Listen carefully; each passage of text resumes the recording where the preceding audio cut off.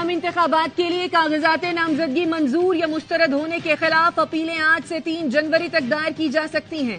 Tribunals 10 جنوری تک اپیلوں پر فیصلہ کریں گے۔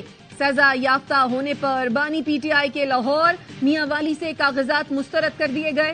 شاہ محمود قریشی، چودھری پرویز الہی، اسد قیصر، قاسم سوری، حماد اظہر، مراد سعید، اعظم سواتی، یاسمین راشد اور زلفی بخاری کے کاغذات نامزدگی بھی مسترد کر دیے گئے۔ پی ٹی آئی کے لطیف کھوسا، عمر ایوب کے کاغذات منظور کیے گئے۔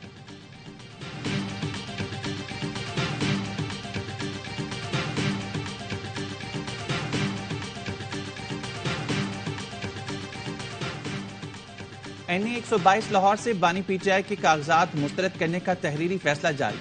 آرو نے لکھا، بانی پی ٹی آئی کی سزا تاحال کالعدم قرار نہیں پائی۔ ان کی نااہلی 5 سال کے لیے ہے۔ انہیں آئین کے آرٹیکل 63(1) کے تحت نااہل کیا گیا۔ شکایت کنندہ کے اعتراضات قانونی ہیں۔ بانی پی ٹی آئی کے این اے 122 سے کاغذات نامزدگی مسترد کیے جاتے ہیں۔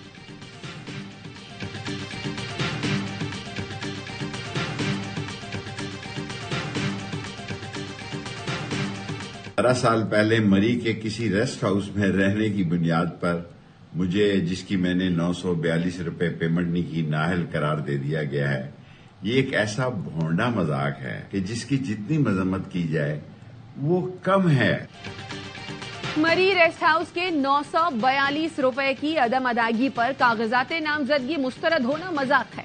سربراہ عوامی مسلم لیگ شیخ رشید کہتے ہیں، 50 سال کے دوران کسی ریسٹ ہاؤس میں نہیں ٹھہرا، کوئی ثابت کر دے تو سیاست چھوڑ دوں گا۔ میری واضح کامیابی دیکھتے ہوئے نااہل قرار دیا گیا۔ حق کے لیے آخری دم تک آئینی قانونی لڑائی لڑتا رہوں گا۔ سازشی لوگ دوبارہ لندن جائیں گے، پی ڈی ایم کو بھاگنے کا راستہ نہیں ملے گا۔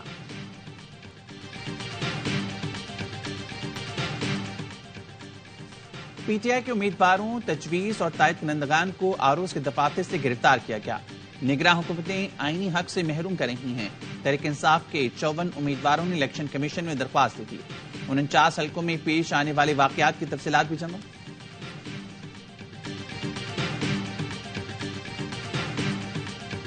لیول پلینگ فیلڈ سب کے لیے یکساں ہونی چاہیے۔ الیکشن سے پہلے یہ تاثر زائل ہونا چاہیے کہ کون سی پارٹی جو ہوگی، جو پاور میں آئے گی، کوئی حکومت پیپلز پارٹی کے بغیر نہیں بن سکے گی۔ الیکشن میں سب کے لیے لیول پلینگ فیلڈ ہونی چاہیے۔ الیکشن سے پہلے یہ تاثر زائل ہونا چاہیے کہ کون سی جماعت اقتدار میں آئے گی۔ شفاف انتخابات الیکشن کمیشن کی ذمہ داری ہے۔ پیپلز پارٹی کے رہنما یوسف رضا گیلانی کہتے ہیں، کوئی حکومت پیپلز پارٹی کے بغیر نہیں بن سکے گی۔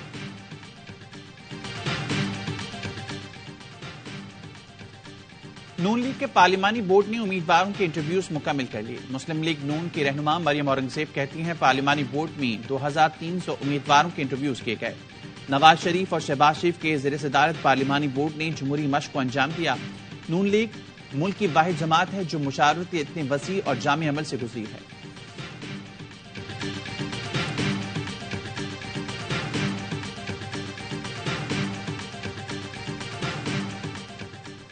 سیکیورٹی فورسز کا بلوچستان کے علاقے آواران میں انٹیلیجنس بیسڈ آپریشن، فائرنگ کے تبادلے میں 5 دہشت گرد ہلاک، ہتھیار اور گولہ بارود برآمد، دہشت گردوں کا ٹھکانہ تباہ۔ آئی ایس پی آر کا کہنا ہے، بلوچستان میں امن و استحکام اور ترقی کا عمل سبوتاژ نہیں ہونے دیں گے۔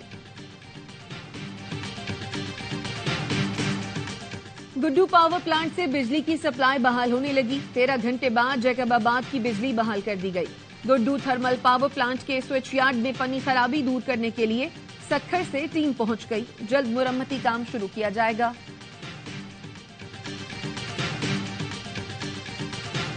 اس شہر کا تاریخی ورثہ ہے، تعصب کی سیاست میں کہیں بھلا دیا گیا۔ 1886 کی تاریخی ڈینسو ہال کی عمارت کو 23 مارچ 2024 تک پاکستان کے پہلے میٹروپولیٹن میوزیم کو، جس کا نام کراچی میٹروپولیٹن میوزیم ہوگا، پبلک کے لیے ہم کھولیں گے۔ بلدیہ عظمی کراچی تاریخی ورثے پر کام کرے گی۔ میئر کراچی مرتضی وہاب کہتے ہیں کہ ایم سی نے تاریخی ڈینسو ہال کی بلڈنگ میں میوزیم بنانے کا فیصلہ کیا۔ ٹیکنیکل ایکسپرٹ کی ہدایات کے ساتھ کام شروع کیا۔ کوشش ہے آئندہ سال 30 مارچ کو میوزیم عوام کے لیے کھول دیا جائے۔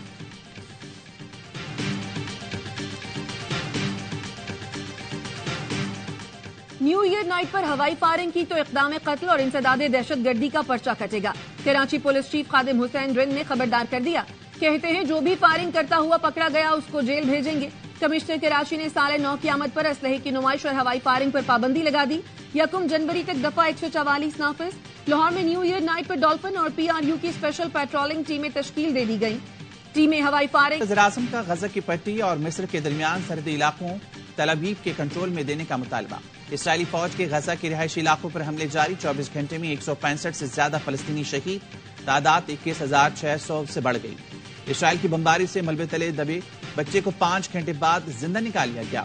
اسرائیلی بمباری سے ایک یرغمالی اسرائیلی فوجی بھی مارا گیا.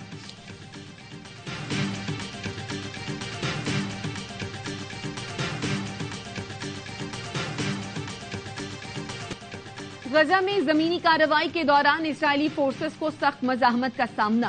اسرائیل کی میجر سمیت 2 فوجیوں کی ہلاکت کی تصدیق. حماس نے متعدد اسرائیلی ٹینک اور بختر بند گاڑیاں تباہ کرنے کی ویڈیو جاری کر دی. خان یونس میں اسرائیلی بمباری میں شہید صحافی کی نماز جنازہ ادا کی گئی. لوگوں کی بڑی تعداد شریک ہوئی. غزہ میں اسرائیلی دہشت گردی کے باعث اب تک 106 صحافی شہید ہو چکے ہیں.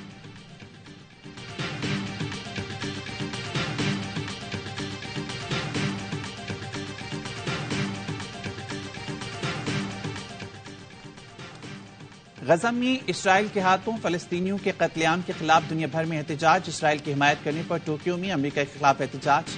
مظاہرین نے جوتے ہاتھ میں اٹھا کر امریکی سفارت خانے کے سامنے رکھ دیے.